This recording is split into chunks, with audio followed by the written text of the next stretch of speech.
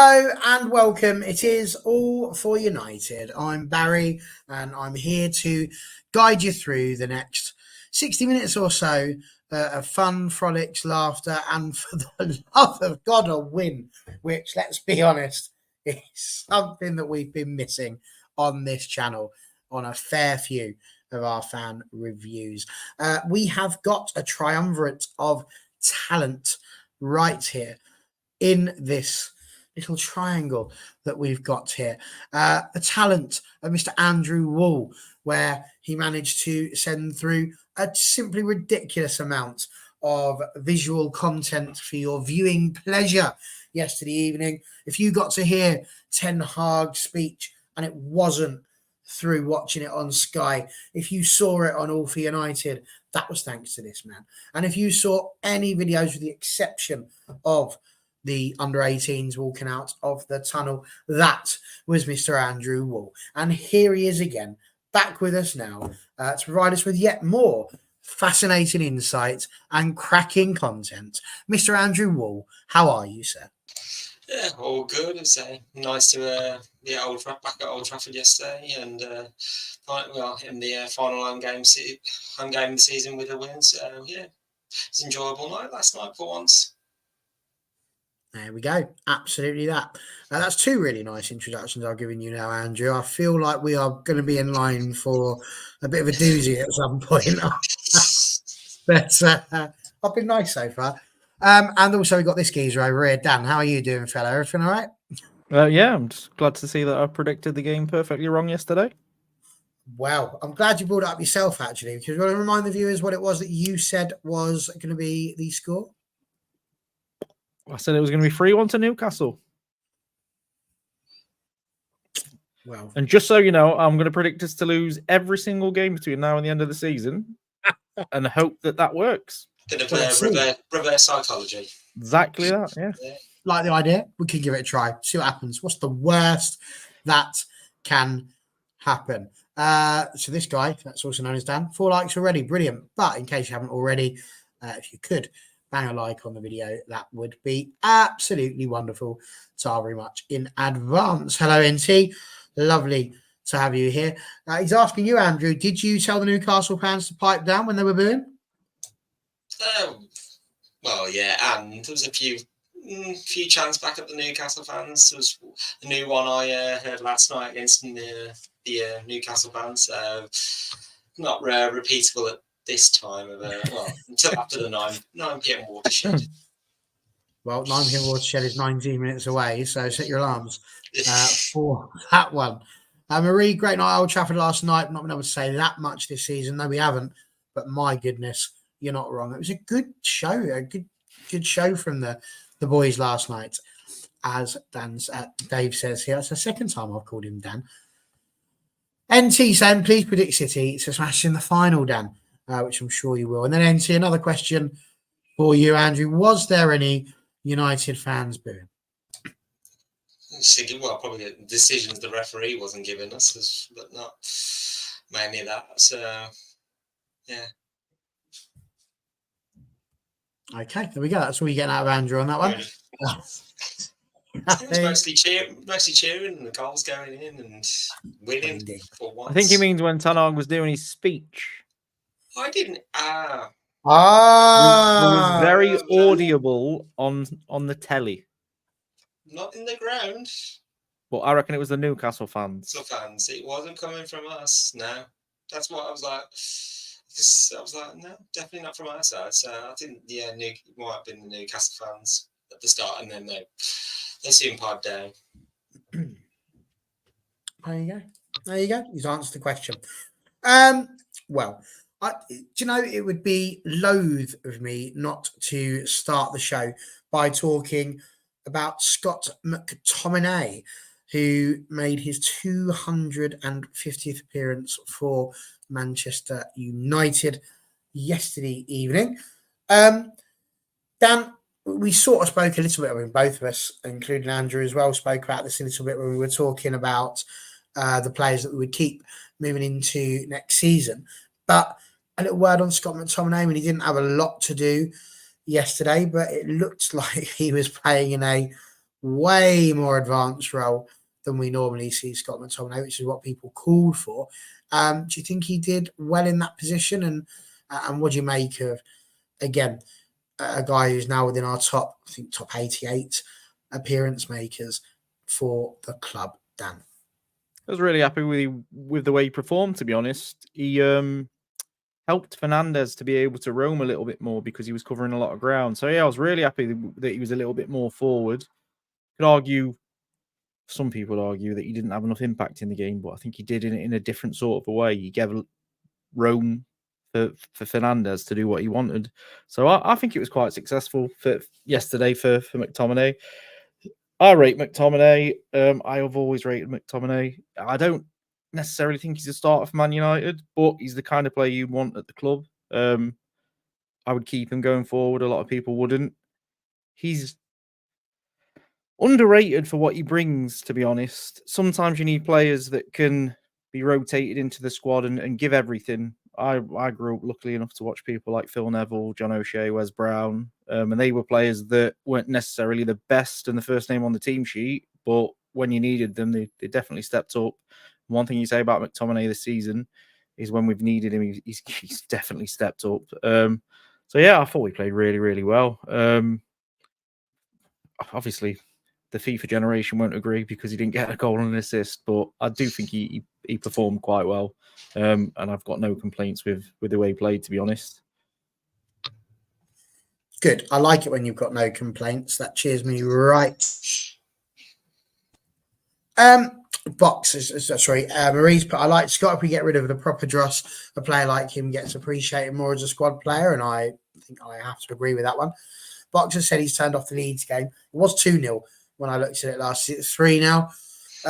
You can help yourself out, though, by the fact that Leeds, in their last 5 attempts at trying to get out of a league via the playoffs, have failed in every single one. So the odds are not in their favour. And they've still got another one to play, even if they do win that. So who knows? It might not happen. If they do, then they can just come up and we can bop them. So, no problems there. Bop, just like that. Andy Wool.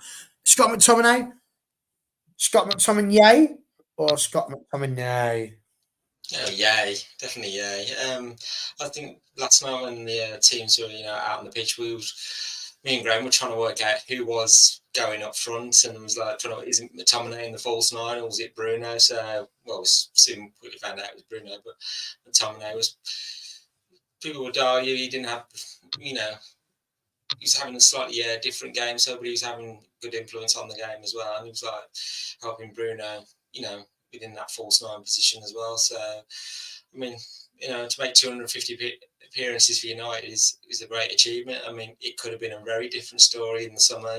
West Ham were eyeing him off for a move, and the move didn't come to pass, and he stayed at the club. And you just think back at, it was Mourinho who gave him his chance. And, I think he said in recent times how Mourinho helped him, in his early development. But I think with McTominay, at times he has been criticised.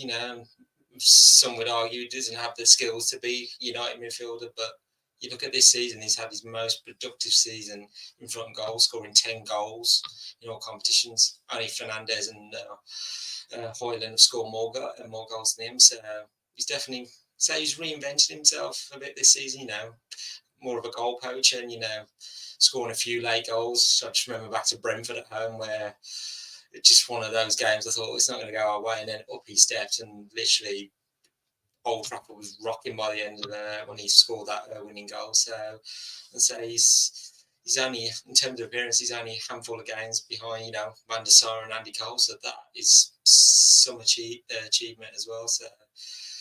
But I say with McTominay, you're looking ahead and towards the end of the season and into the summer.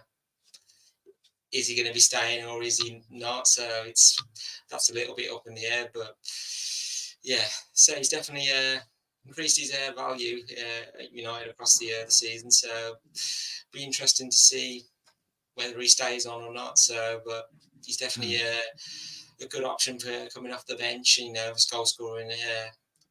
With goal scoring ability, so there's a chance he might be enjoying an even longer career at Old Trafford. So we'll just have to wait and see. Absolutely, you're not kidding. Dave saying it's a far better feeling after thinking we get battered to winning the way that we did. Columbus saying it was decent. Wonder why Ten Hag didn't do this way back. Just shows how stubborn he is. I presume you mean sticking Scott McTominay up front. Which he did. He has done that before. It's not the first time. McTominay's key, short or mid-term, in Box's opinion, if we're looking at the centre midfield exits, surely Casemiro, Eriksen, Van der Beek and Hannibal are surplus before McTominay. And I think I would agree with that, and JJ does as well. I say plenty of players I would get rid of before McTominay. Bruno, getting man of the match from the fans' TV. Every man and his dog would have voted Bruno last night, apparently. But according to NT, I wouldn't believe the amount of people still criticising Bruno for yesterday. It's our best player alongside Ahmad. Some people just jump on a player and can't let go for some reason. Which brings me to my next person who has also managed to hit a landmark. I've been waiting for it for quite some time, actually. I haven't seen he was on 399. But Marcus Rashford has made it to 400 appearances for Manchester United, which again is quite some return for him. There was an altercation, though, in the warm-up, and it looks like it wasn't a million miles away from you, Andrew. I don't know if you saw too much of what was happening. I wouldn't imagine you'd have heard it because you've been too far away for that. But I'm sure you would have seen the reaction that Marcus Rashford had to what was said. Now, I don't know what was said. The footage that I've watched and heard doesn't really have too much being said that you can hear. But there was clearly a response from Marcus Rashford. Is this starting to get to him now, do you think? And I'll go with you for this one, Andrew, and then we'll go to Dan. Is this now starting to get to him? Because this is the first time we've seen, I think, any player really. I mean, I saw Pogba a little bit, giving a little bit to the fans just before he left. But to be fair, he'd just been booed when he came off. So you could kind of understand him being a little bit annoyed. But this is the first time I've seen it in a warm-up, a player sort of gone over him like, what you're saying, and then to have a bit of verbal with the audience as well. So what do you reckon about this whole Rashford thing? First of all, the 400 appearances, which I think is brilliant. However, to be responding the way that he was to a fan, it's a bit of a worry that it's no longer water off a duck's back for him. I was going to say, the issue with the fan, I know a couple of seasons ago where, he wasn't in form. I think it was an incident outside Old Trafford, after the game, somebody had said something, and I think Rashford had, called them out on it, fair enough. But to do it during the warm-up, to say something, criticise him, and just like, he's going to be on the bench, he's trying to get himself up for the game. He's going to be coming on. Well, hopefully he thought, well, I'm going to be coming on during the game. It's just like, I don't need that. Just take my mind. Somebody shouting like abuse at me. I'm just like, you're there to support. That fan should be there to support the team, not giving Rashford a stick. Because he hasn't been playing well recently. Yeah, you can criticise, but while you're there at the ground, just cheer Marcus on and the whole team as well, because what's the point in that if you being there? It's like, well, you might as well just go, just leave the ground. I think I did hear a few people that were around that fan just told them to stop doing what they were trying to do. So, but yeah, it was just seeing Marcus. It's just, I think it's the frustration of the whole season is boiling out, and it's just like, luckily his teammates just went, we'll pull you away. You just don't need to hear that. And it was good of, his teammates just like, just get away. Just like, we'll focus on the rest of the warm-ups. But look, when Rashford came on anyway, he was like, he nearly had the chance to score, just didn't quite work out in the end. But yeah, I mean, 400 appearances is just a brilliant achievement for him to do as well. And just, I know there's been question marks over his future. Do you think does he stay, or do you think it's now the right time to go? It's just, his form, it's been like, last season it was really good. The season before that wasn't so. This season it's gone, not the right way this time. But I just think, Marcus has come through all the ranks. He's a local boy. You just want him to do well, and just like, it's getting that form on a consistent basis, season after season. So like the true greats do. So can Rashford elevate himself to that level? So it's going to be a big summer at United. So it's what does Marcus want to do next is a question. So but to play for that many times for your club, I know some players have only managed like a couple of appearances for United and then moved on. So to say, you hope. I think Wayne Rooney was in the studio yesterday. So I think he said in the past, I hope he goes on to break my record. So whether he does that or not remains to be seen. But yeah, he just with Marcus, the abuse has gone a bit too far this season. And he's got a right to call it out. It's like he's a human being after all. He's entitled to a private life as well. What happened earlier on in the season as well. Just like at the end of the day, just earning a living for something they love. But that feels like the thing, doesn't it? I mean, we're talking about abuse and we're talking about these sorts of things, but I mean, like you've got Dave here saying of Rashford's 400 appearances, how many became disappearances, which is very good, well done. But equally, like he's there. There's other players that are going to be anonymous in a game that we lose. It's not just that one player goes missing. Quite often it will be the entirety of the front line that go missing, not just Marcus Rashford. And as NT says, I can accept criticism towards players, but when it's game time, you're in the stadium, you back your team and all your players, and Box comes back with, I don't agree with it, but Anthony was also warming up. Surely he would have got some stick too. And I know that he's being funny again, but this is exactly the problem, isn't it? That we shouldn't be giving our own players stick when they're warming up. We should be giving them support and trying to build them up. I mean, Dan, what is going on with this? Because it almost feels like we're trying to hound Marcus Rashford out of the club, and I'm not down for that.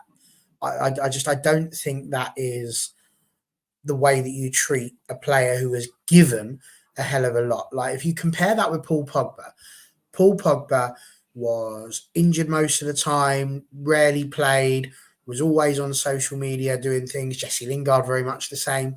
There wasn't really much coming from him. He never lived up to the promise that we could have had. His was occasional games. We've had better seasons. Rashford, yes, he's not had consistency over many seasons, but 400 appearances, a truckload of goals. He's the highest scorer that we've got currently at the club, and we're wishing him away. It feels really, really strange. What are you making of it?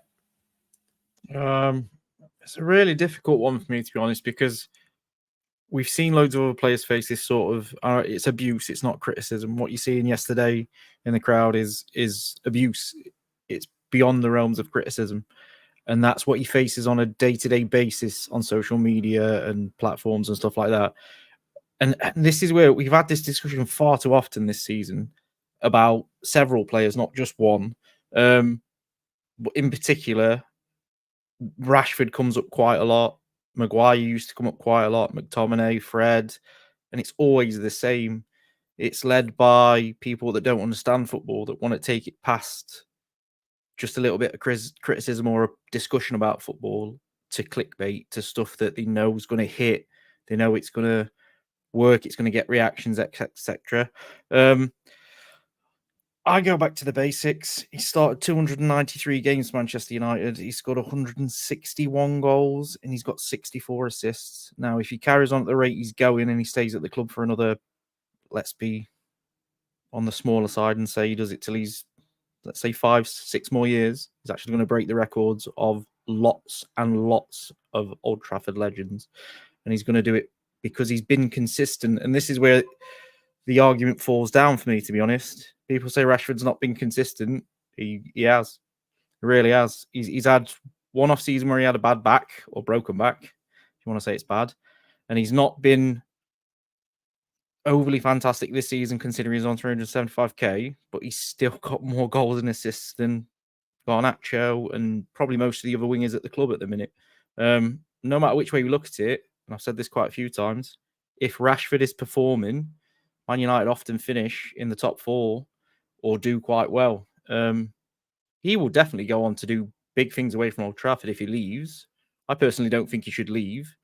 The biggest issue with Rashford is this big contract. And I've said this before, it depends how you look at Rashford. Is Rashford Mbappe, or is he Haaland, or is he that next table down? Now, if you look at him as the next table down, what he's doing on the football pitch and what he's done on the football pitch is quality.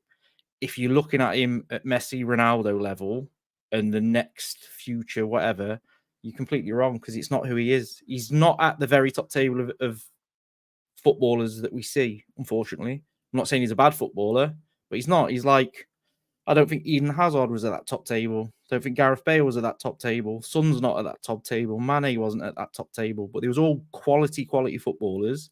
But there's a level. And unfortunately, he's got the contract because of failings at the club of a player at the very, very top table. And he's just not quite there. Can he still get there? Maybe. But I think we're expecting a little bit too much from him because he's a Manchester lad, because of this, because of that. I just think it's overly harsh quite a lot. What his goal scoring record and his assist record's fantastic. You can't ask for much more than that. I can remember when we used to talk about football on the playground back in the day, if a striker or midfielder was getting 1 in 2 goal or assists, happy days. That was a quality striker, 1 in 2 quality striker. Now it's like, oh, it's got to be 2 goals and assists a game, otherwise they're not top quality.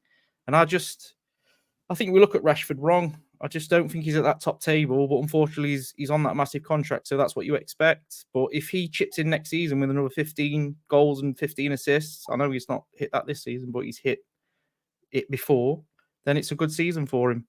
I just don't think he's ever going to be that lone match winner like Ronaldo, like Rooney. He'll have occasions of playing well in a team, but I don't think he's ever just going to be that guy that carries us like Fernandes carried us a lot. I just don't think he's that player. It is. It's a very interesting one. Very interesting indeed. People saying, I just don't think the same portion of the fan base that shows such vitriol towards Rashford will accept him unless he's scoring 30 goals a season. And even then, I have doubts. And you just think about it, when Rashford was out there feeding the kids during lockdown and he became an MBE, and everyone was going mental, thinking it was brilliant. What a brilliant guy. He's gone out there, he's challenged the government, he's made a massive change to the world. And everyone loved him for it. And then he has a bad season the next season. And all of a sudden, you get the people that weren't saying how good he was, were now always going, well, stop feeding the kids. Stop worrying about that and start worrying about putting a football in the back. Put a football in the back of the net over feeding kids. Should he have had to have done what he did? No, he shouldn't. But this man's story of how he's come from a poverty-stricken background where he's now come to it. And people are saying that this is what annoys people. The fact that he's bought himself another 700 grand Range Rover, and that's what annoys a lot of supporters. He can do that and not do it on the field. That's going to happen to anybody in the Premier League because they've got the money to do it. Because all football is about nowadays is money. Like, they're throwing it at people. You can't... This is the problem with football, in my opinion now, is that because the money's gone into it as much as it has, you can't pull that back. Like, the horse has bolted, and therefore the stable door just can't be shut. And it won't be. And this level of money is here to stay in the game until there is a massive crash, because who's going to accept having their money taken away from them in the manner that we're effectively expecting people to do? So it's there, like you say, it's there to stay. But I don't care if he buys himself a 700 grand Range Rover, because I've always argued that at the end of the day, the money is there. People are paying for this product because it is wildly successful, and these are the fruits and riches that come from that. And he had a very, very good season, and as a result, here he is. And Andy Bean said it's people jumping on bandwagons and scapegoating players like they did with Maguire. Seems to have moved on to Rashi now, and that's the thing. We do seem to have to move it on time and time again. You had to set out the media, jump on him as well. And there's lots of them. And yes, it is the fans that pay his wages, then they're willing to perform at his best. But my question is, how do you know he's not?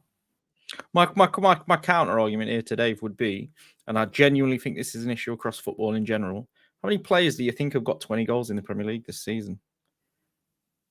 And how many players do you think hit 20 goals in the Premier League most seasons? Because it's not as many as you think. It's 3 this season. I think it's Palmer, Haaland, Watkins. I think so, yes. And then it doesn't happen as often as you think.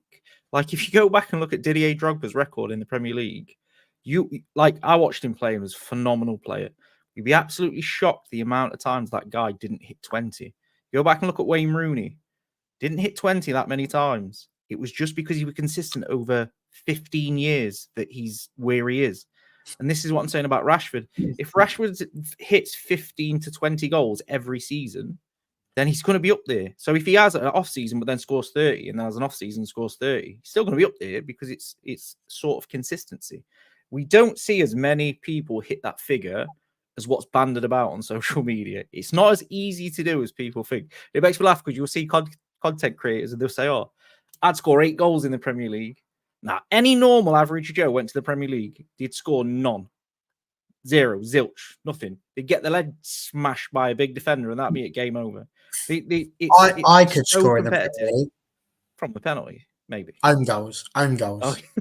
I'd be great at those. No problems there whatsoever. My no, bad. Apparently, RR is a Rolls Royce, not right. a Range Rover. Other cars are available. Rolls Royces are nice. Well, the other one he had an accident in, didn't it, and smashed Was that the Phantom? It wasn't you again, was it? No, it wasn't me. It wasn't me this time. Okay, just checking. Yeah. I told you there was one coming. I felt it. It was brewing today. Yeah. I got there and you went for it. There you go. Wasn't me. Marie, this is an interesting thing, though, genuinely with this, right? She says, my frustration with Rashford is wondering where that player's gone that would chase back after players retrieve the ball, and now he just doesn't bother. Not dissimilar to others. And I'm pleased you put that in there because I've been watching some games that have been happening. I've seen Rasmus just jogging for a ball. I've seen lots of people on that front line just jogging for the ball. And it's only Rashford, really, that seems to get called out on it. And it makes you wonder if it's not too similar to others. Is this something that Ten Hag's actually asking them to do? Is it some sort of energy conservation that he wants them running forwards, not running backwards? I mean, I don't know, but they're both very high for sprints in the opposition half, so they close the ball down a lot going forward. That's what I mean. And if they've got to do all the running and try and press from the front, you can't then expect them to be busting a gut to get back as well because they'll have no energy left. And anyone who's played FIFA knows that. You can't just keep your finger on the sprint button because well, you might be able to, but eventually they just sort of die after about 55 minutes and they won't run anymore. It's the worst game in the world. All the games are available. They've changed it now so that you can. You can pretty much run everywhere on that game now. Sprint. It's the worst thing. Which is why people are expecting that. Then you look like you were going to say something there, Andy. I was saying Rashford and Højlund as well. I see during games like they make those runs, and you can see. You're thinking, why doesn't one of their teammates just play a ball over the top or through them? And you thought you'd get them through. And you can see Rashford sometimes when he's made the run and it doesn't come to him. He looks back and going, why have I just done this? I'm getting nothing. I'm like, you could put me through here and I have a chance to score like with Højlund. I can see sometimes he gets frustrated like Marcus as well. And I'm just like, give them the service and, they'll be in. But sometimes I can understand why they're cutting a bit frustrated, like doing those sprints, and not getting anything out of it anyway. Just sometimes sometimes the teammates don't. So I look up and go, oh, there's something on here. I'm going to play this pass through. So, but I don't know where you say he's 10 or telling them, to conserve it. Look at you when you see Bruno, because Bruno will sprint anywhere, but he's like, chasing down the defence, and when they pass it back to the goalkeeper, he's chasing after the goalkeeper as well. So it's just like, if Rashford and Højlund doing that, and then you say, well, you've just got to all sprint all the way back as well. It's just like, you can only be doing that so many times, and you're just like, you're out of breath. So maybe Ten Hag saying, I want you to be, focusing further forward. So when we do attack, you're in prime position to, take on the opposition. We need all our players to get asthma. Well, maybe. Can anyone confirm this? Is this a thing? Has Ten Hag actually said, have we heard him out loud say that he's expecting Anthony to get back on the right-hand side? I've got an interesting stat for you again. I mean, it's a great stat. This is the second time today I've asked you a question and you've answered it with something different. No, it's my mum. It's relevant to this. So when you look at presses in the opposition half, Anthony is way at the bottom. So he doesn't seem to press like Højlund and Rashford and even Garnacho. So I don't know whether that's a choice or whether it's a player thing or whether he thinks maybe Anthony thinks defensively first. So I'm not going to press because I'll be in position. I'm not sure, but he does seem to be back more than them. So what I'm hearing from you there is that the two people that we've just spoken about there in Rashford and Højlund are doing the pressing, and because Anthony's not doing the pressing, therefore he is expected to get back a bit more, maybe to stop if the press hasn't worked. I think Ten Hag told him that at the start of the season. I think there's a few games where he didn't do it, and it was like we were getting overrun on that right hand side. And he said to Anthony afterwards, "It's like you've got to start helping, tracking back and helping teammate out." So I think it was said to him, "You've got to help out a little bit at least." So. Yeah, no, I agree, and again, I'll just say pick your words carefully on this one, Dave. I'm sorry it stops at Rashford's door, not the club. He conned the club with that performance. I mean, how do you con a club? Like, that's just how you can play, and got his big contract and went on strike. I mean, the language, I mean, you're entitled to your opinion, mate, and, by all means, come along, put it in there, but I could not disagree with you more than what you said there. And as NT says, it's more in the club for me. They should know about him better than us. They're giving the same money to other players who aren't even here at the moment. Someone like Jadon Sancho, that's going on strike, literally. He went off to another country to go and play for them and get them in the Champions League. Yet when we wanted him to put in a performance, where was he? That's the sort of person that bothers me. Alexis Sanchez, what was the point in him? Didn't barely do anything either, did he? So I think there's a lot of other players beyond... Well, this is the same club that extended Phil Jones's contract, even though he was a walking disaster. It never should have been extended. I would argue the same for Martial. So I understand his point in terms of the contract. The contract is massive. I get it, but this is where the club's been poorly run in the background. But the only thing I would say about Rashford's that he's different. If Rashford wouldn't have got that contract at Manchester United, he would, after that season, have got it somewhere else. There is no doubt about it. He would have got it somewhere else. But we do have to look at the contracts. They do have to change. And this is where the performance-related pay and all that sort of stuff needs to come in. It needs to be, well, I'll tell you what, we'll give you a brand new contract, but you're only going to be getting more money if you deliver us another season like that. If you come in and you just score 10 goals, you're not going to make as much money as you would get if you came in and scored us 20. And that is the sensible way to do it. And hopefully that's the level we're going to go down. Well, this is a Newcastle review, in case you didn't realise that. And we've only spoken about the fact that Scott McTominay and Marcus Rashford hit milestones. We haven't actually even spoken yet about the game. So let's start off with someone positive who nobody's going to have anything negative to say about, Mr. Kobe Mainoo. Oh, what a guy. And what a goal.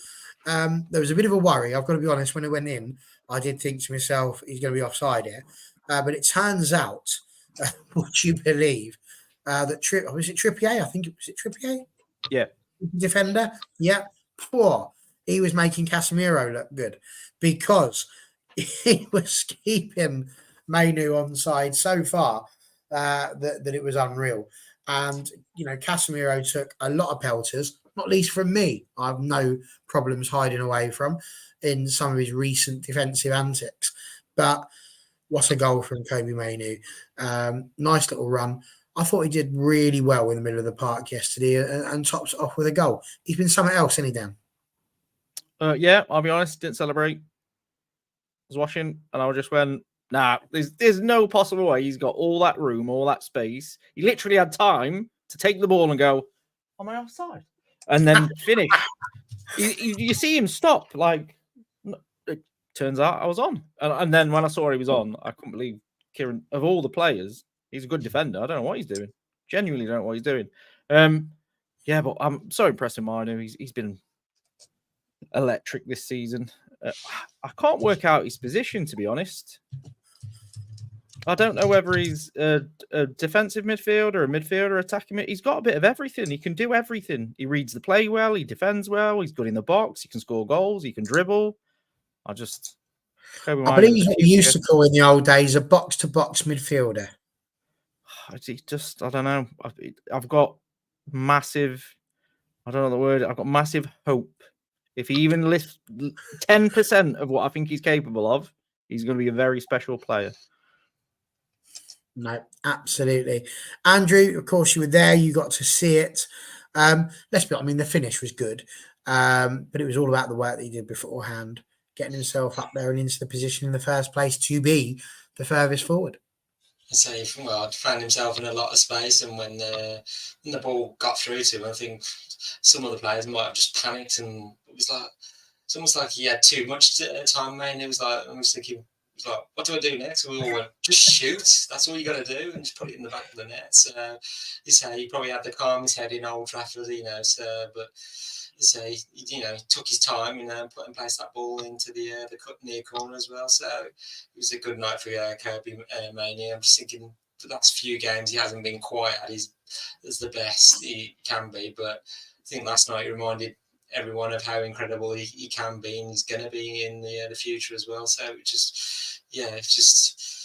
it was just the build-up play to in that goal as well. So it's just like we were playing some good football in that first half. It wasn't like 10-20 minutes spell. We was for the whole 45 minutes. We were looking, good for every minute of it. So it's good that saw another Manu goal as well.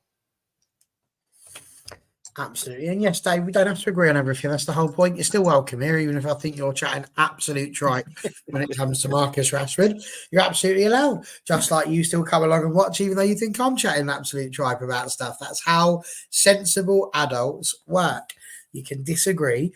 You can say your piece vociferously and with feeling, and it doesn't have to end in a barroom brawl or people getting upset or any of that sort of jazz. People just, it's a chat. That's what it's all about. It's no different to being at the pub, although less beer seems to be the answer on that one. Listen, it was a good first half. You weren't wrong, Andrew. It really was. And, we went in at half time. I was feeling pretty confident. I wasn't seeing too much from Newcastle. I wasn't too worried about it. We did seem to be quite well on in terms of how we defended. But towards the end of that first half, Newcastle were starting to turn the screw a little bit and try and find a little bit more space. They used that again immediately upon the restart, and it didn't take long for Anthony Gordon to find the net and level the game. Now, I did think Casemiro could have done better again. He was ball watching, not player watching, so we didn't see Gordon get himself in front. And he reacted to it too late. It was too late for him to be able to do anything about it. I'm not particularly sitting there and saying that it's his fault. Not at all. It's what I've noticed. I think a more experienced centre-back would have watched the runner more than they watched the ball. That's just a point that I'm making. I thought overall he had a reasonably good game. Annoyingly so, actually, because I was sat there going, I bet Dan's sitting there loving this, having told me that he was going to keep Casemiro, but he was still wrong about the score. So there we go. Were you worried at that point, Andrew? 1-1. Did you think, maybe this isn't going to be as good as we thought it was going to be? It was all looking rosy, but it's just the same stuff, different day. Bit like the same stuff, just a different United getting ahead, because we still had to maintain that record, leading at half time in the Premier League and, winning a game because, we've never lost a game at Old Trafford, leading at half time in the Premier League. So we had to keep that record up. But to be fair to Newcastle, even in that first half, they were pressing with some intent against us, and they had a few moments themselves. And I mean, Casemiro clearing was it the one off the line as well. So, but yeah, say Eddie Howe's, at his half-time message, and Newcastle came out fighting strong as well, and they certainly made us pay for it. So just the defending, yeah, Casemiro have done more, but then the whole of the defence could have done more as well. So so that ball just swept across the box, and no one was there willing to put a foot in or just try and get it away. So just easy for Anthony Gordon just to knock it past Onana as well. So just you never like conceding straight away after half time as well. But I just think that just served to fire us up a bit more. So just gave us a bit of a kick in the backside. It was like, well, okay, we scored, but we can easily go back at the other end and score another one as well. So, but yeah, annoying it was, but like United have been all season, they can go from one extreme to another. So, but yeah, wasn't overly concerned, but Newcastle could have made it even worse for us, but luckily they didn't. Yeah, no, for sure. And Dan, feel free to give us your sort of thoughts on the 1-1 scoreline when Anthony Gordon managed to score. But I noticed you also starred this bit about Box. I have no idea how he survived that 3-on-1 attack from Newcastle, which of course Marie brings up as well. The 3-on-1 Amrabat masterclass in cleaning up. I've got to be honest, Amrabat was a different sort of player, as Box has put here. Who is that new guy Amrabat playing? Haven't seen him before. Looked good. And he did. Amrabat looked like he was up for it. He looked like he was fighting for the shirt, which was really nice to see. So yeah, what did you make of it? 1-1, were you worried? And were you worried at all about how we were sort of flying by the seat of our pants, really, in terms of trying to hold on to the game at that point? I'm just worried if Dave thinks that Amrabat's trying to con us a contract by starting to play well now. That's all. No, honestly, at 1-1, you was a lot calmer than me, Andy. I'll be honest. I was very much in panic mode. I was just annoyed and just like. Well, I was in panic mode about the record going, the leading that old halftime record going, because they scored so early, and I was like, it would just compound this season if we went on to lose that record the last game at Old Trafford. And I was just, oh no, please God, no. It was one of them performances where we looked a bit better in terms of on the ball, and we looked like we had something going forward. We've looked a bit toothless in attack, and we haven't looked that good. And there's no coincidence. Bruno Fernandes were back, and we looked like we was going to score goals. It's no shock, really. I wasn't as confident as Andy at all. I was really worried at one point. Just the Amrabat thing, by the way. If that was a certain Virgil van Dijk, we would be talking about how it's one of the best bits of defending you will ever see. Because if you watch the build up to it, he's relaxed, but he's panicking all at the same time because he can see all the players and he doesn't know whether he should go or he should wait for the pass, and he does it perfectly. He waits and waits to stop the pass, and then he goes and he gets just enough time to get there. It's literally perfect. And then, thankfully, it flicks up off the cross. I think it hit the crossbar. It onto the crossbar. Yeah. And I was just like, I think at that point, I just sort of headbutt my desk a little bit, saying, oh, God, we need to wake up a little bit. Yeah, I mean, absolutely. And while we're talking about Anthony Gordon as well and Amrabat, there was a moment where Casemiro gave what I thought was a superb challenge, but Amrabat had previously pushed Gordon in the back outside of the box, and then when they were inside the box, the studs came down, and it was a nice hole in his socks. But in 30 seconds or less, was that a penalty for you, Andrew? Because the rest of the panel on Sky seemed to think that should have been a penalty. If that was the other way around, would you be shouting for it? Yes, it would have been on our player. Yes, I'd have been screaming for, it's a penalty. Yeah, doesn't. I always think when there's a still and everything slowed down, it looks worse than it is. But at the time, I thought great tackle by because Amrabat was getting back, and then Casemiro came flying through and got the tackle. And I thought at the time, from my angle, it looked bad, but yeah, I hate to say it probably was a penalty. I'd have screamed with Rich United. So I've got to give it to Newcastle as well. But thankfully, VAR didn't see anything wrong with it, or the referee. Thank God. Well, Marie's gone for no penalty. Marie's gone for a penalty. Andy's gone for a pen as well. What do you say, Dan? Never a penalty. No, I genuinely, I think I tweeted at the time. Whether the ref's going to overturn it or not, I'm not sure, because I still think there's not a huge amount of. I know he rips his sock, but there's not a huge amount of contact. But minimum with that, the ref should have been at the sideline having a look, because I think there's enough difference in what happened. I think the ref thought that Casemiro's won the ball and that was it, and he's not seen that there's a little trip by Amrabat. So I think it is a pen, and I'd be annoyed if it wasn't given. I just, at this point, I'm very confused at what VAR is there for. I saw the Gordon interview afterwards, and I think he's spot on. That moment there is exactly what VAR is for. The ref should have been going to have a look, and he should have been given the chance to see what he didn't see the first time, and then make up his mind. He might see that and say, do you know what? I don't think there's enough contact. It's minimal, so I'm not giving it. But he definitely should have been checking the monitor for it. But I was going to say, VAR might not be with us next season if the clubs agree to remove it. And an incident like that wouldn't be checked at all. So, yeah. Well, Dave's the only person so far to come in and go no penalty. Amrabat stumbled over Casemiro. Now, I've got to be honest, boys. I watched it, and I watched it again and again and again, and I don't know.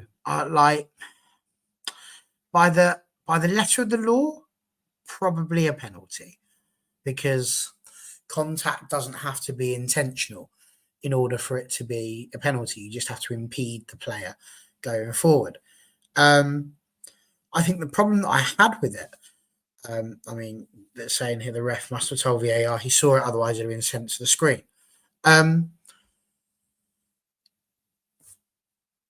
Is there does have to be legislation for a coming together. Now, what I think is the problem here on this one is, where else is Amrabat supposed to go? Like the push in the back, absolutely, I can understand it being pulled back for a free kick, but that's not what VAR is for. It's not going to re-referee the game like that. So once they're then going into where does he go? What's he supposed to do? Like Casemiro's the one going for the ball. Amrabat's not. He's just trying to run. His foot comes into contact with the back of Anthony Gordon's foot. And for that, I think it's not like he's attempted to go in for a challenge. He's just sort of run across him from behind. That's going to happen. You are going to have these sort of coming togethers. And I'm not trying to just say this because I'm a United fan and I sit there and think, well, obviously I don't want to admit that we should have given a penalty away. I'm just thinking it's exactly this. It's like it's clumsy, but where else is he supposed to go? He can't just stop running. His momentum is carrying him forward. He's going to end up running into something. Does that always mean that's going to be a penalty? I don't think it is. And I suppose the argument would be on the flip coin of it, is if you're a defender and you're running at an attacker and you know that you could cause an issue, like trip him up or accidentally trip him up or whatever, you probably should let it go, because you're going to. That's what I mean. He didn't trip him up. Not really. It wasn't him that did it. It was the back of his foot as it comes up to run has hit the top of Amrabat's foot as he's running. It's literally just, and this is what I mean about coming together. There's no attempt to play the ball. He's not attempting to foul. He's not attempting to get the ball. So the only thing I will say, which it frustrated me, because I was watching Beanie's live, and there was people saying that it was definite penalty, etc. And I can understand where they're coming from. But when Dalot gave the penalty against Madueke, the Chelsea one, it's very, very similar with less contact, and that was given against us. And then even the Harley Elliott one, Dalot's fallen over. That's a case of him losing his balance. Has put him over. I don't know. I know Connor's calling me biased, but he's just saying that because he's a bit of a prat. The simple fact is that it's just a pick up. People are going to run. Running's going to happen. If you run into someone, that doesn't necessarily make it a foul. And I can see why it would have been given. If it had been, I couldn't have argued with it. I think there's a massive argument for it being a penalty. But I'm just saying, because at the end of the day, this is supposed to be, yes, you heard. That's what I called you. If he gives it, by the way, it's not overturned. No, exactly. And that's what I mean. Yeah. I'm not for 1 minute advocating that it's definitely not. I mean, we can go now if you want. I mean, I've got zero problems with that. I'm absolutely shattered. So if you want to come in and actually run a show, feel free. That would be a moment and a half. You only owe us, what are we in now? January, February, March, April, May. Five shows you owe us, Connor, for your one a month. And have a bit of that. The fans are revolting. But do you see what I mean? I'm just saying that I feel there's got to be a higher bar for a penalty than just the back of my foot hit the top of his foot as he's running, and he wasn't even trying to get the ball. He knew that Casemiro was going to do it. So there we go. Ahmad, let's talk about that man, because boy, I've noticed it from the first moments of the first half. He was, hello, it's in the works. Who organised that then, Connor? I wonder. My contract demands are high. Yeah, to be fair, we have had to get an entire truckload of Brill cream in the hope that he's going to actually make it onto the show. So we shall see. I can't ban him. He's got too many permissions. But thankfully, he has the same problem with me. So we're kind of stuck with each other. I'd noticed quite a lot that when he was at the far post, the ball was coming in and he was trying these little left-footed shots. He had a fair few of them, volleys, half volleys, and the like. Andrew, what a goal that was when it went in. I mean, it just flew past everybody. It was a sweet hit. It was one of those, when it hit his boot, or left his boot rather, we knew that was going in the goal. It was absolute beauty, wasn't it? Yeah, as soon as he hit that ball, I thought, if that goes through everybody, that's in. And then luckily, bypassed everybody who was standing in the middle, and then just hit the back of the net and just the loudest cheer for him, when he scored as well. And I think no one would have been surprised. Ahmad, retained his place in the starting lineup after playing against Arsenal, and he's probably our brightest, say one of the brightest players on the pitch for us, and he's definitely providing more end product than Anthony has been doing this season. So what a clean hit for his first Premier League goal as well.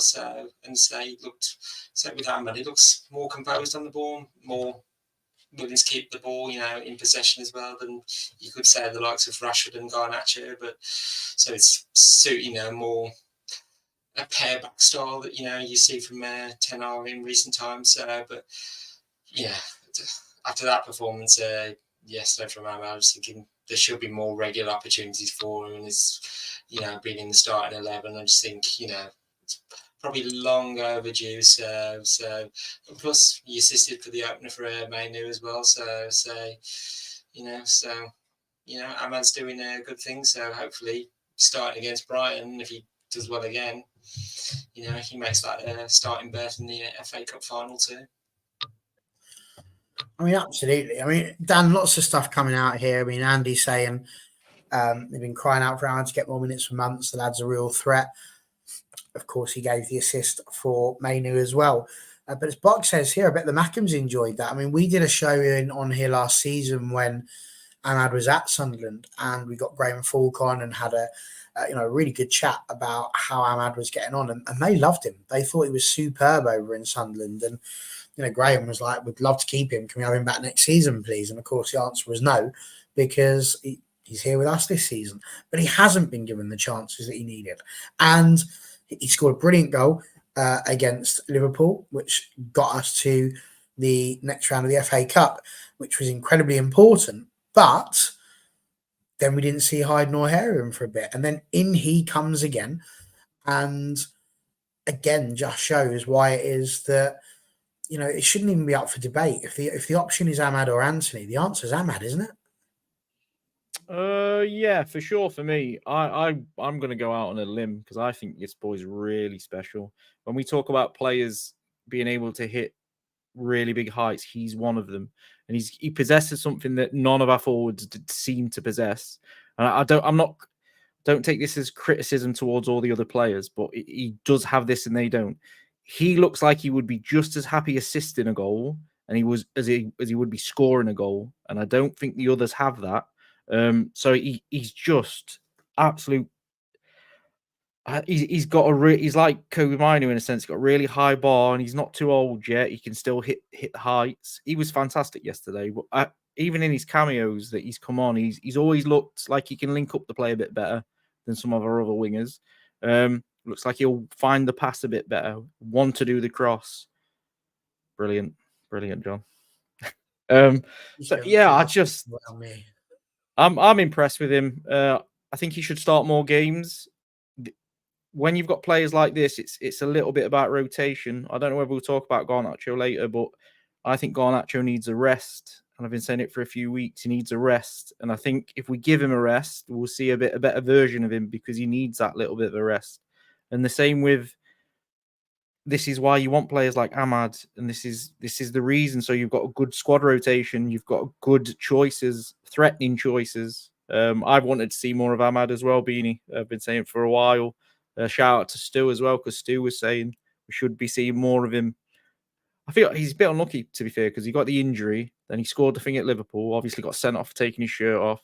So it's been a stop-start one, but Ten Hag can't say that he can't trust him because he's showing that he can. And that's what he needs to do. I would start him next game for sure. And he's got a hell of a shout to start the FA Cup final, in my opinion. Which is interesting because we had one or two people saying maybe Anthony, well, say NT, I think it was, put up that he thinks Anthony will start over Ahmad for his defensive work, but we shall see. Maybe now Rashford's back, could rest Garner at Brighton ready for City, and agree Garnacho has had to play far too many games, and NT agreeing that is what we should do.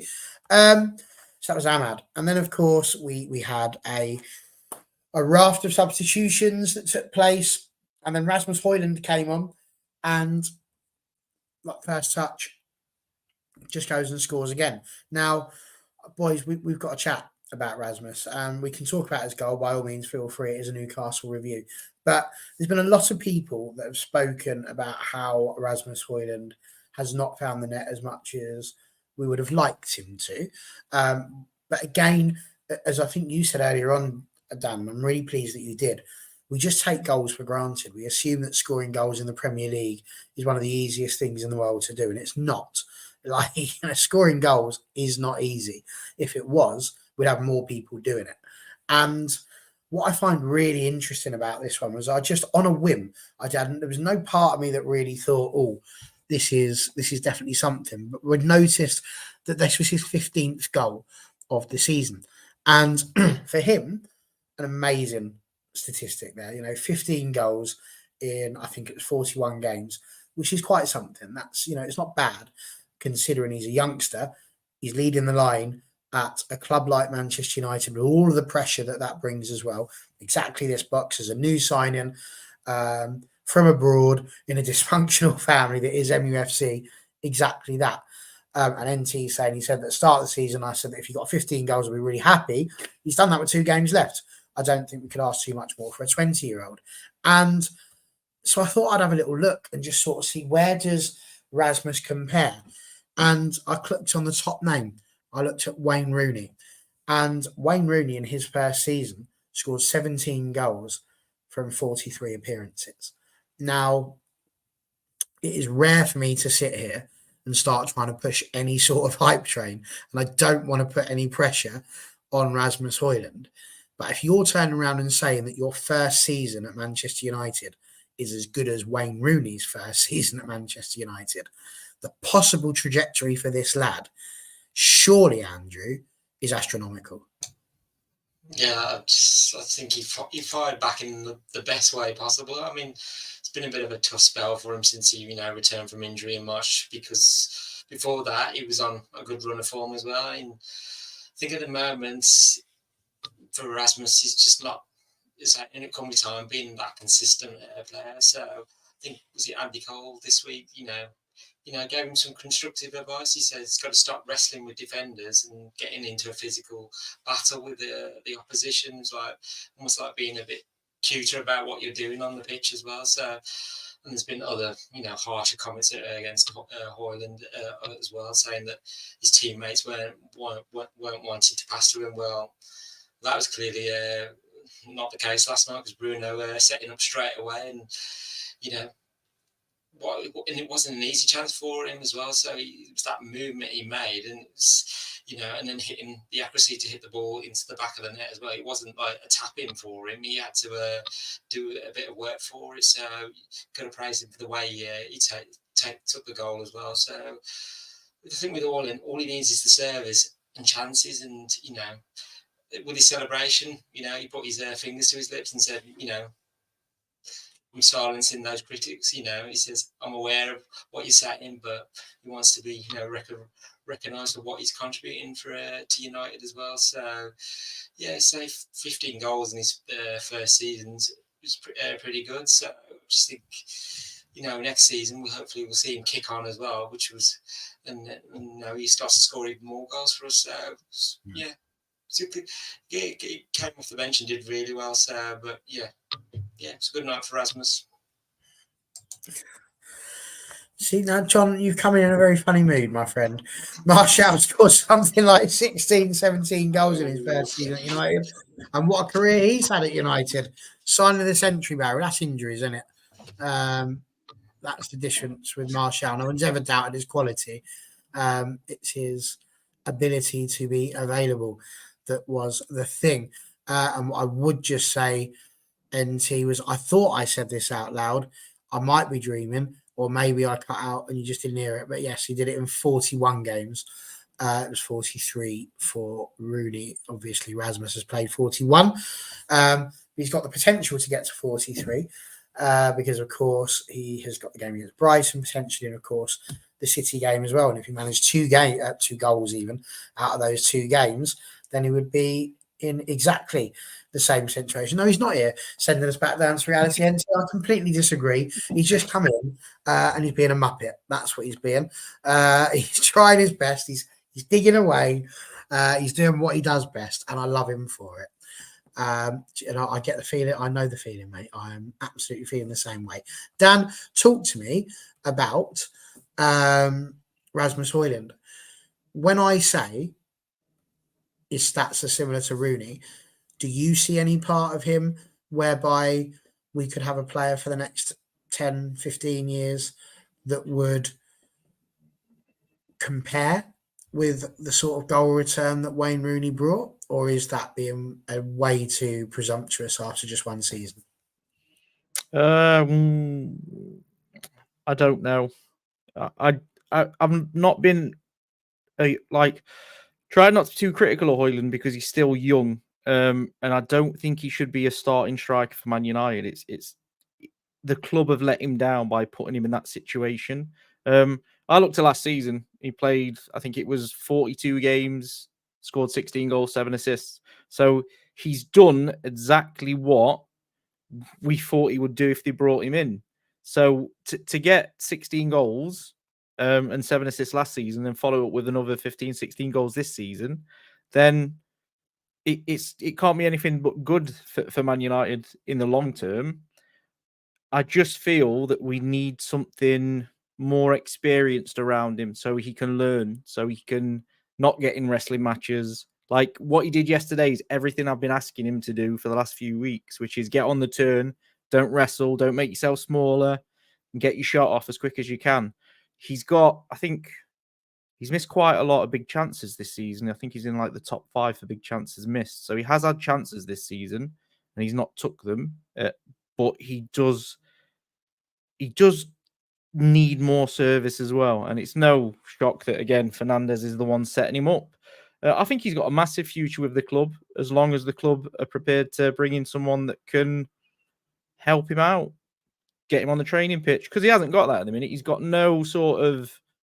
I wouldn't imagine he looks at anybody in training and thinks, oh, they're a wonderful finisher. They've had a really good career at Man United. Do you know what I mean? We need to bring someone in that can complement him so we can rotate him as well as start him. He can't just be relied upon for the entire season. So I hope, again, I just hope the summer backs up what he's done this season, because otherwise there'll be the same issue next season. He's not going to get, again, goals are hard to score in football. It's not an easy thing to do. If he can get 20 goals next season, Rasmus, I'll be more than happy with his progress. And then that's when you'll probably start to expect a little bit more if he's going to be that goal scorer for us. Absolutely. John, that might be the funniest thing you've ever written down. That genuinely tickled me. That was superb.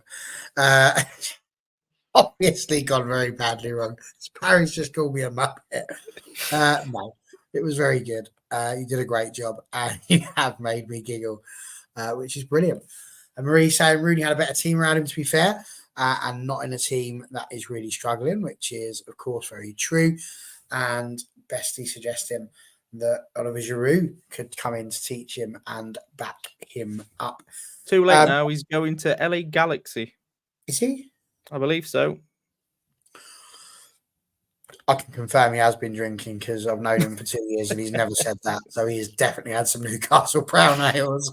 That's the kicker right there. But we love you too, John, massively so. And we're looking forward to getting you on again very soon. Speaking of John and his little stat pack there, he was right. It was actually 17 goals for Anthony Martial in his first season. That was at 49 games. So he had slightly more than Messrs. Rooney. And he hasn't. I haven't drank. I'm working. We'll have some water then, because it's the heat. Then, in that case, what's going on? Bring back a guard. Oh God, no! Don't do that. I guess no. We want the geezer to score goals, not just to turn up and look happy. But yeah, Martial then went on to score 8. So, and then 11, 12, 23. 23 was his best one, 23 and 48. So, who knows? But, yeah, maybe he will make it to that type of level. It would be great if he did. Again, NT saying maybe we could bring in a Falcao that doesn't turn into Bambi or a Cavani that doesn't get the hump and go AWOL. Would have been an interesting one. I don't know, maybe someone like Wayne Rooney. He's not doing anything. He's just too busy jabbering at Sky right now. So maybe he could come in himself and put his money where his mouth is. Who knows?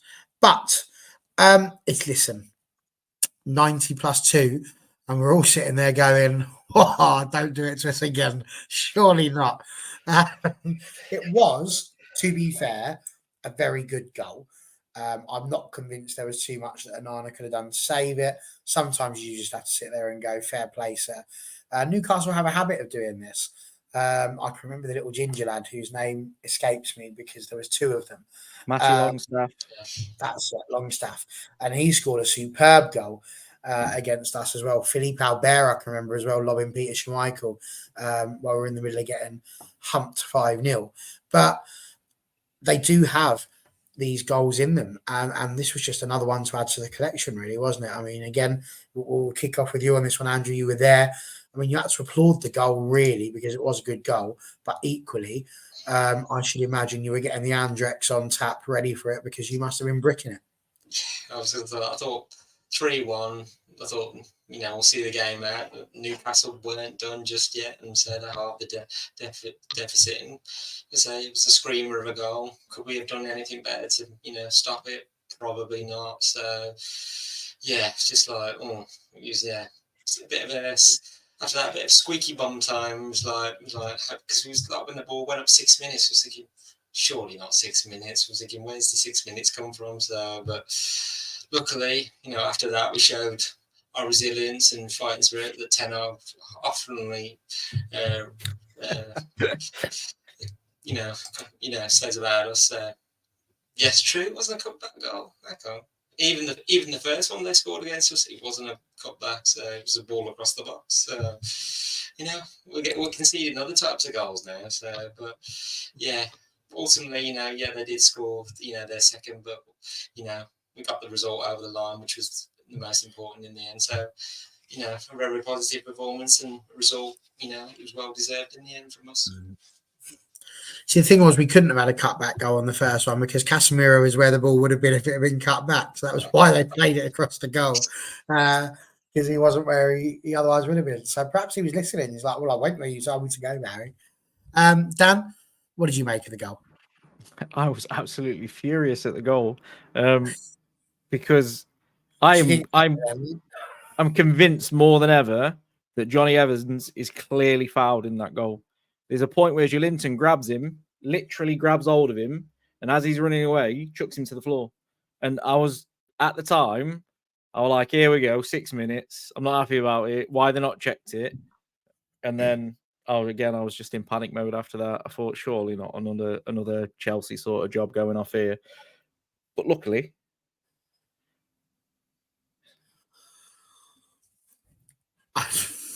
I'm lost, Dave. You're doing me today, Dave. You're just throwing random stuff out here. I mean, I haven't got any stairs, so it's definitely not me. Is it a riddle? Possibly. I know. Is it? No, I don't know. I don't know the answer to that. Anyway, carry on, Dan. Yeah, so I thought Evans were fouled. I've watched it back and I still think he's fouled. I don't know why they've not checked it. Joelinton basically just chucks him to the ground, grabs hold of him. I'm very confused as to what's going on in the comment section here. But yeah, I was in panic mode after that. But do you know what? We dealt with it quite well. They didn't panic. They sort of played the ball out a little bit more. We created another chance for ourselves. Do you know what I was worried about? And it's going to be horrible to say, but I was worried that if we did concede, there was players on the pitch that would then get hate from certain sections of certain media and stuff like that. So I'm just really glad they held on and it worked out. And then also, I just wanted to tip my hat to Rashford because there's a moment where he's sort of jogging back, and I genuinely think in his head he's gone, yeah, I need to sprint here, and he sprints all the way to left back. So yeah, hats off to Rashford for that. But no, I was in full panic mode when that second goal went in. But it was a quality strike, and I don't blame Onana. But Evans was definitely fouled. Because you're not bitter about it, so that's all right.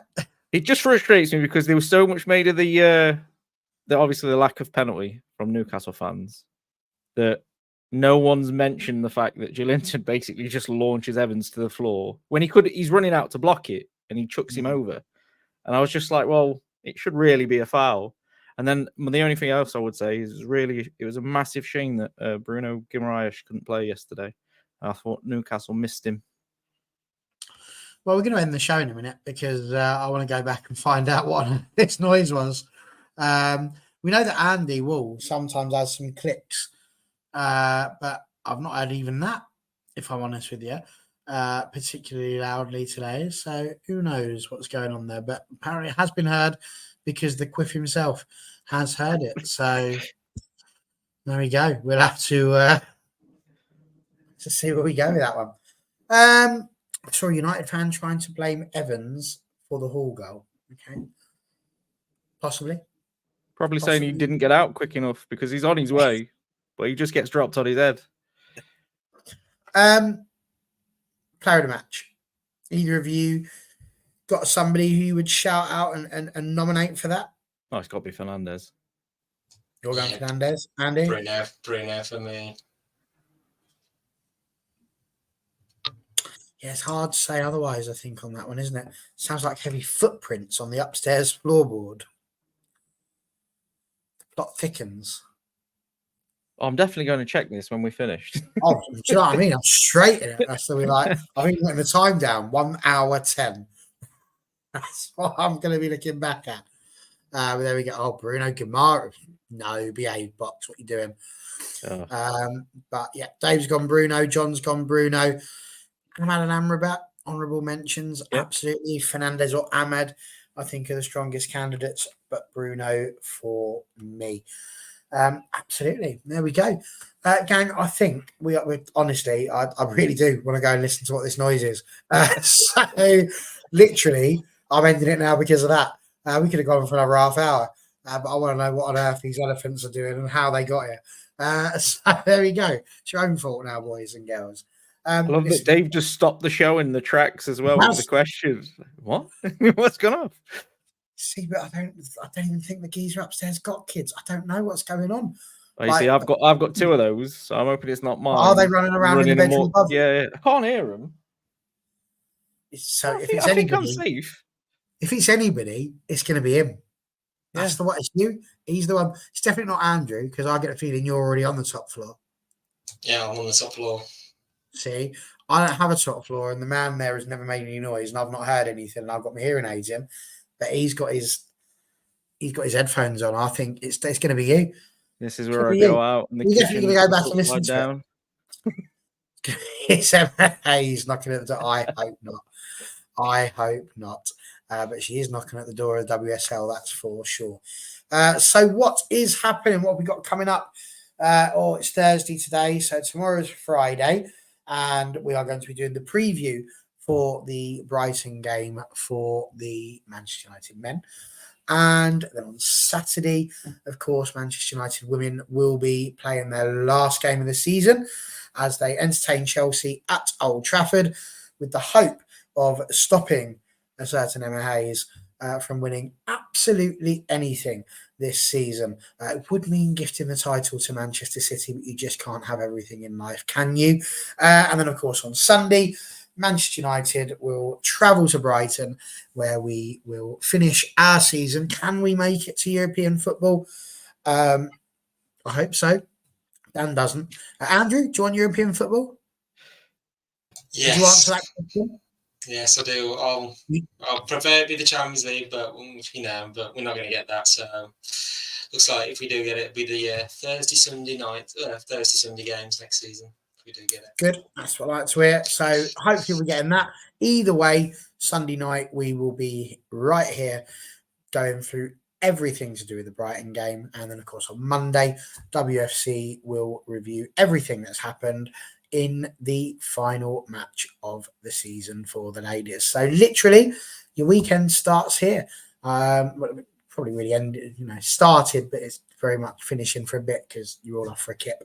Unless, of course, you're about to go and rewind around about 7 minutes of footage in the hope that you could work out what on earth has been running across Dan's ceiling. Let's hope it's not a great big massive spider, because I don't like those. But anyway, there we are. Been superb. If you haven't already, like and subscribe. See you guys tomorrow night. Night all.